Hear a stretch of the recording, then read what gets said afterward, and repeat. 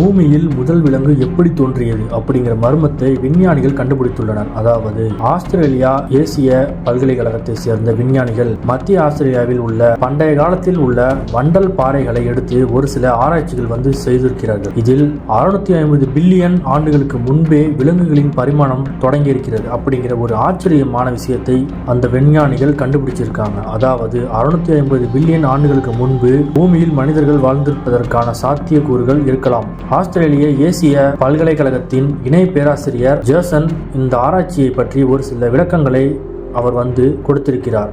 இந்த பாறைகளை தூள் தூளாக்கி அதிலிருந்து பண்டைய உயிரினங்களின் மூலக்கூறுகளை பிரித்து எடுத்தோம். இந்த மூலக்கூறுகள் உண்மையில் இது 650 பில்லியன் ஆண்டுகளுக்கு முன்னால் இருந்த ஒரு மூலக்கூறாக மாறியதாக நமக்கு தெரிவிக்கிறார். இது விஞ்ஞானத்தை திருப்பி போடும் வகையில் உள்ளது. இந்த மாற்றம் இன்றைய வளர்ச்சி பூமியின் தோற்றம் என்று அவர் தெரிவித்துள்ளார். மேலும் இது நடப்பதற்கு முன்பு, அதாவது 650 ஆண்டுகளுக்கு முன்பு, இந்த பரிணாம வளர்ச்சியை ஆரம்பிப்பதற்கு முன்பு பூமியில் 50 பில்லியன் ஆண்டுகளுக்கு முன்னர் மிகவும் ஆச்சரியமான நிகழ்வுகள், அதாவது ஆச்சரியமான நிகழ்வுகள் என்பது சொல்வதை விட மிகவும் ஆபத்தான ஒரு சில பயங்கரமான நிகழ்வுகள் நடந்துள்ளது. இது ஒரு பனிப்பொழிவாக நிகழ்ந்து பூமியை 50 பில்லியன் ஆண்டுகளாக முடக்கியது. பனி உலக அளவில் அதிக அளவில் தீவிரமாக இருந்திருக்கிறது. மற்றொரு புறம் வெப்பமயமாதல் ஏற்படுத்தும் வகையில் எரிமலைகள் பயங்கரமான அளவில் வெடித்துள்ளது. இந்த வெப்பமும் பனிப்பாறைகளும் ஒன்றாக கலந்து வெப்பமாக்கப்பட்ட பொழுது உருகி ஆறுகளாக ஓடி கடலில் மிக அதிக அளவில் ஊட்டச்சத்துக்கள் உருவாகின. இது ஆதிக்கம் செலுத்தும் கடல்களில் இருந்து மிகவும் சாதாரண வாழ்க்கை வாழ்ந்த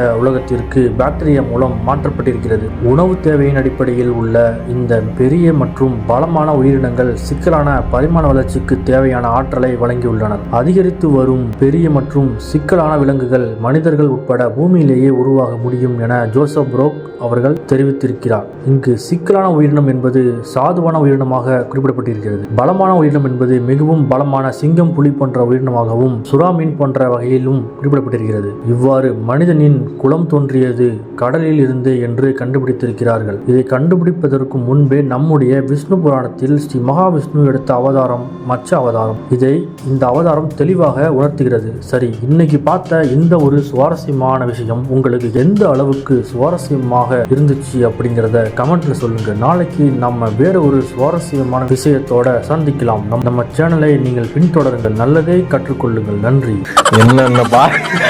என்னென்ன சொல்றோம் பாருங்க, கம்பி கட்டுற கதையெல்லாம் எடுத்து போடுறாங்க.